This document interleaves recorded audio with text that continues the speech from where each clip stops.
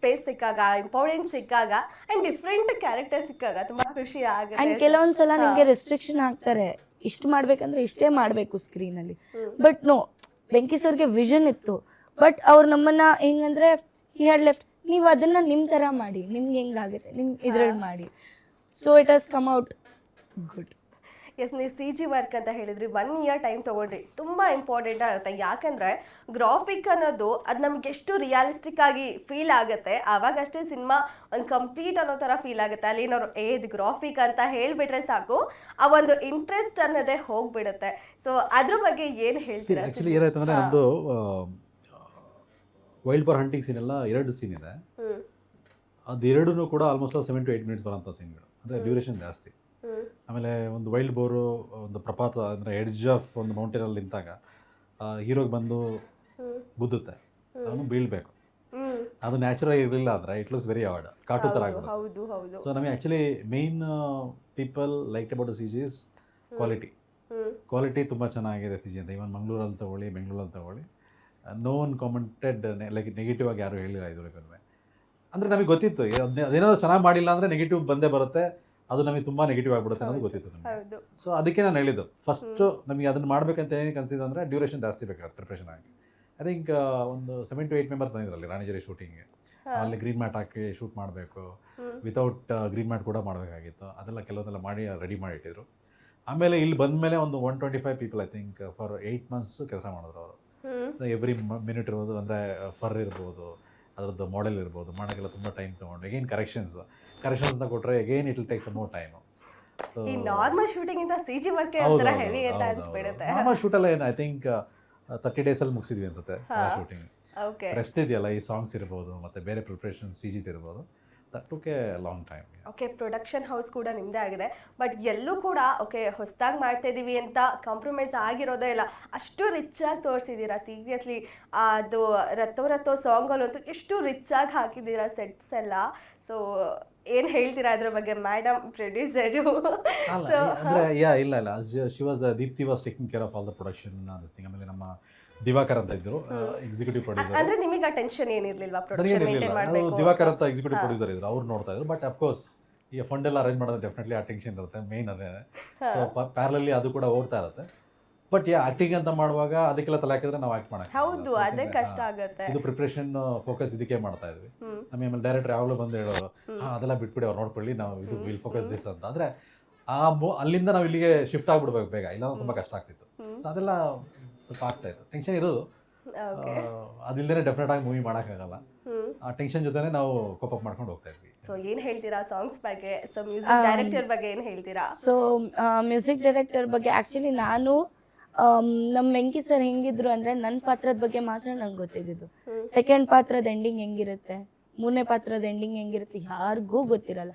So ಅದೇ ಥರ song ಕೂಡ ಅಷ್ಟೇ.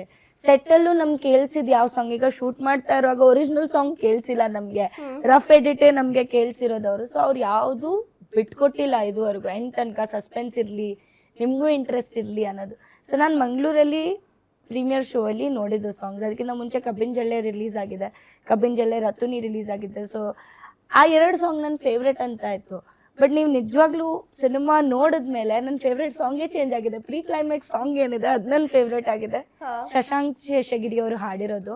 ಆ್ಯಂಡ್ ಬ್ಯಾಕ್ಗ್ರೌಂಡ್ ಸ್ಕೋರ್ ಕೂಡ ಅವರೇ ಮಾಡಿರೋದು. ಅತಿಶಯ್ ಜೈನ್ ಅವರು ಸಾಂಗ್ಸ್ ಮಾಡಿದ್ದಾರೆ compose. So Dev done a brilliant job. ನಿಮಗೆ ಜೀವ ತುಂಬ್ತಾ ಇರೋದೇ BGM ಸಾಂಗ್ಸ್ ಈ ಸಿನಿಮಾಕ್ಕೆ. ಆ್ಯಂಡ್ ಒಂದು ಸೀಕ್ವೆನ್ಸಿಗೆ ತಕ್ಕಂಥ BGM ಕೊಟ್ಟು ಜನರನ್ನ ಕೂರಿಸೋದು, they've done a brilliant job. So cinema ಏನು ಒಂದು ಲೆವೆಲಿಗಿತ್ತು, ಅದನ್ನ ಇನ್ನೊಂದು ಲೆವೆಲಿಗೆ ಎತ್ಕೊಂಡು ಹೋಗಿರೋದೇ ಮ್ಯೂಸಿಕ್.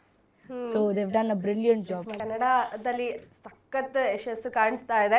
ಆ್ಯಂಡ್ ತಮಿಳು, ಮಲಯಾಳಂ ಕೂಡ ರಿಲೀಸ್ ಆಗಿದೆ, ಚೆನ್ನಾಗಿ ರಿವ್ಯೂ ಕೂಡ ಬರ್ತಾ ಇದೆ. ಅದ್ರ ಬಗ್ಗೆ ಏನು ಹೇಳ್ತೀರಾ? ಆ್ಯಂಡ್ ನೆಕ್ಸ್ಟ್ ತೆಲುಗು ಕೂಡ ರಿಲೀಸ್ ಮಾಡ್ತಾ ಇದ್ದೀರಾ. ಸೊ ಓವರಾಲ್ ಅದ್ರ ಬಗ್ಗೆ ಹೇಳೋದಾದ್ರೆ? ಇಲ್ಲ, ಈಗ ಆಸ್ ಆಫ್ ನಾವು ಕನ್ನಡ ಮತ್ತು ತಮಿಳು, ಮಲಯಾಳಮಲ್ಲಿ ರಿಲೀಸ್ ಮಾಡಿದ್ವಿ. I think after 15 days. So from ನಾವು we are planning to release in Hindi and Telugu. ಯಾಕೆಂದರೆ ಇಲ್ಲಿ ಪ್ರಿಪ್ರೇಷನ್ಸ್ ಜಾಸ್ತಿ ಇದೆ. Again we can't travel, Bengaluru ಬಿಟ್ಟೆ ಹೋಗೋಕ್ಕಾಗ್ತಿಲ್ಲ ನಮಗೆ. ಸೊ ಅಷ್ಟು ಕೆಲಸ ಬ್ಯುಸಿ. ಅಗೇನ್ ನಾಳೆ ನೋಡಿದ್ರೆ again we have celebrity show. So ಹಾಗಾಗಿ ಸೊ ಇಲ್ಲಿ ಮುಗಿಸ್ಕೊಂಡು ವಿಲ್ ಜಂಪ್ ಇನ್ ದೇರ್. ಪ್ರಮೋಷನ್ಗಿಂತ ಆಲ್ಮೋಸ್ಟ್ ಜನನೇ ತಗೊಂಡು ಹೋಗ್ಬಿಟ್ಟಿದ್ದಾರೆ. ಖಂಡಿತ ಅವರೇ ಪ್ರಮೋಟ್ ಮಾಡ್ತಾರೆ, ಅವರೇ ಸಕ್ಸಸ್ ಮಾಡಿಸ್ತಾರೆ.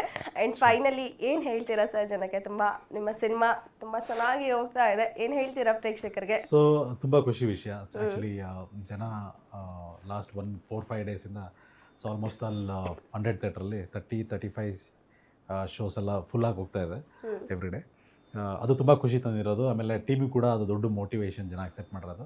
ಇದೇ ಥರ ಸೊ ಕರ್ನಾಟಕದಂತ ಎಲ್ಲ ಆಡಿಯನ್ಸು ಮೂವಿ ನೋಡಿ ಇನ್ನೂ ಒಂದು ನೆಕ್ಸ್ಟ್ ಲೆವೆಲಿಗೆ ತೊಗೊಂಡೋಗಿ ಅಂತ ನಾನು ಕೇಳ್ಕೊಳ್ತೀನಿ ಅಷ್ಟೇ. ಓಕೆ, ಏನ್ ಹೇಳ್ತೀರಾ ನೀವು?